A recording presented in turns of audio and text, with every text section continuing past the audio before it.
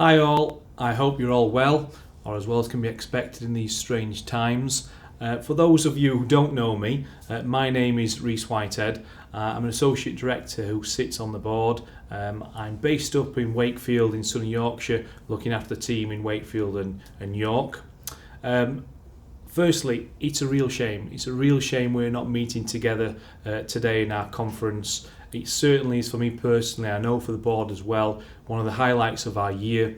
We really look forward to being able to meet new starters that may have started with the Quadrant and obviously spending some time with them and obviously to be able to reconnect with people that we've been working throughout the year in different offices, and getting that time to see face to face is really important to us. So that's a real shame. But however, what's the next best thing? Virtual conference, right? We get to see directors in Christmas jumpers. What more could you ask for? It should be paid per view, I feel, but never mind, we'll try and sort that contract for next time. Today, I'm going to be talking to you about training and obviously what we're doing within the company for our employees, what our thoughts are moving forward, obviously into the next year. And also looking at CPD with regards to the detailing of CPD and obviously the expectations of what we need to do, because obviously it's a very important subject matter. So to start off, obviously what we've achieved this year has been obviously quite a lot of work behind the scenes with individuals, and specifically we've been working with 3 individuals to try and achieve their professional qualification, and that qualification is through CABE, which is the Chartered Association of Building Engineers. And the 3 people in question, I am going to name you, are Nick Tuckett, based in our Derby/Nottingham office, Akash Chitonga in our Leicester office, and Sam Reed in the Lincoln office. We've been working with them to obviously try and get their professional qualifications. And we've had meetings to discuss obviously the implications of what that is and how we go about it. And we've set that out by obviously looking, do we feel we're at the right stage and we've got the right knowledge base to start off with to go for that qualification. And after an initial conversation and meeting that we had together, I felt that we were in that position. And then we had to look at obviously the detailing within our submission, making sure that we've got an appropriate project that we can work upon, that we can submit to CABE, so obviously they can accept that, see that it's appropriate, and obviously move forward to the interview stage.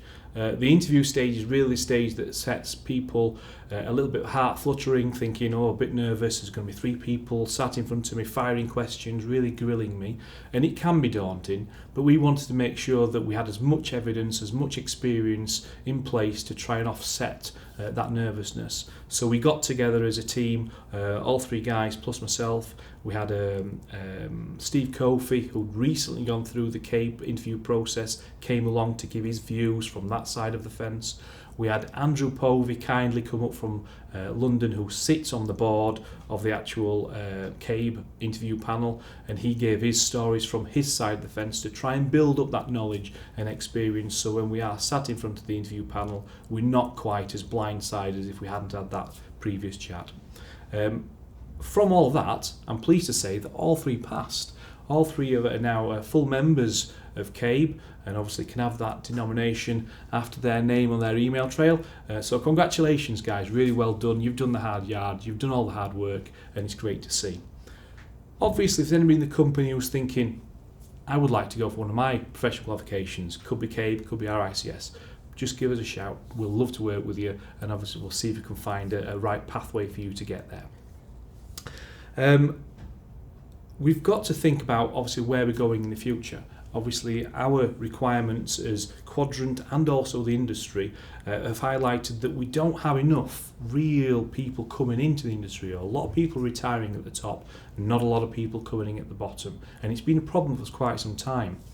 We're in a fortunate position. There's a chap that I know called Martin Crawley. He's a guy who works for the University of Estate Management, and he has put together an apprentice degree course for building control, specifically building control. He's written it, it's now in process. I think we're now into our 2nd academic year of that, and it's been well received. We want to support that as a company. We see that as a gateway for new people to enter the business, enter the actual career path of building control, and we want to support it to ensure that that course continues. I think we've highlighted someone in the business who's actually going to probably take that apprentice degree and move forward with it, and we're looking forward to working with them in the next academic year. If anyone's interested by that, give us a shout. We'd love to have a chat with you. And obviously moving forward, we want obviously new candidates potentially in the right offices at the right time to maybe come forward and use that apprentice degree to get them qualified and obviously move into the building control career path. We also need to concentrate on what we're going to do moving forward with regards to our CPD. CPD is a really, really important part of our training, and we've got to record that CPD appropriately to ensure that we satisfy the requirements of our professional bodies. So that could be RICS, it could be CABE, and it could be CIOB. They all have slightly varying time requirements of how many CPD hours you are expected to put in, but they are all the same in that you are expected to do 50% of your time in a formal setting and 50% of your time in an informal setting. And really I wanted to set out obviously what that formal and informal choices are for you guys to be able to move forward and obviously talk about and put the appropriate hours down for the appropriate times. So on the formal side, it's pretty much like what everybody would expect. It's the seminars, the CPD seminars, although there's not been that many this year, but the CPD seminars would account for 1 hour of formal training. Unless it's a longer seminar, then obviously it could account for more. In addition to that, you can look at your structured courses. So courses where you're attending and there's an end outcome of being qualified in a particular element or being experienced in a particular element, those structured courses would also count to the formal input that you can put in your CPD record. There's also things like the videos that we produced at Quadrant. Myself, Joe, Andy Travers and Steve Kidd have all had a video which is now on our website and online. Those videos and watching that's formal content that you can record down as CPD hours. So obviously have a look at those if you haven't already seen them.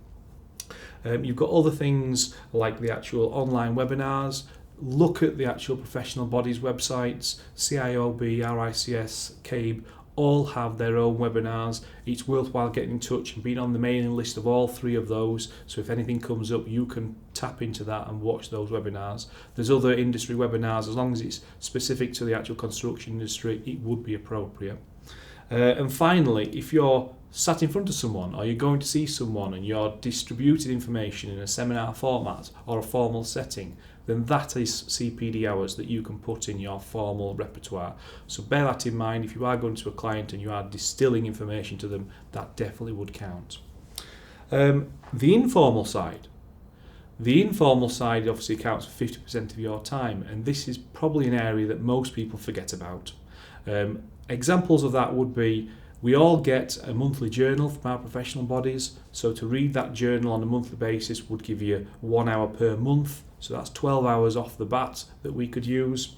In addition to that, if you're a more junior member and you are shadowing someone, that shadowing process will count towards CPD. As long as it's new information that you're learning upon, that would count. If it's repeated information, that wouldn't always count, apart from the first initial period. If you're having discussions in the office, it happens regularly, obviously when we are in the offices, but you'll discuss a project, it's got problems, how can we overcome it? That discussion, that technical discussion, being involved in it, would count towards your CPD time. The other one, which I don't think people recognise, is if you are showing or learning new softwares or distributing new softwares. So VIA is always a great example of that. If we are showing someone how to use VIA, or we've got updates upon VIA and we're showing people those, that information can be recorded as CPD as well. You've also got other things such as podcasts, but those podcasts still need to be relevant. They need to be construction relevant. It's not going away and downloading Bob Mortimer's Atletico Mints. It needs to be construction related, I'm afraid. But if it is, then that can count towards your portfolio also.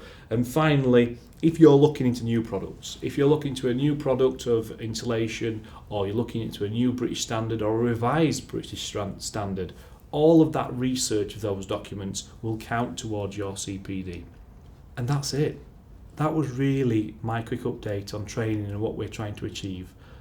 If anyone wants to speak to me about training, please just pick up the phone, drop me an email. Love to hear from you.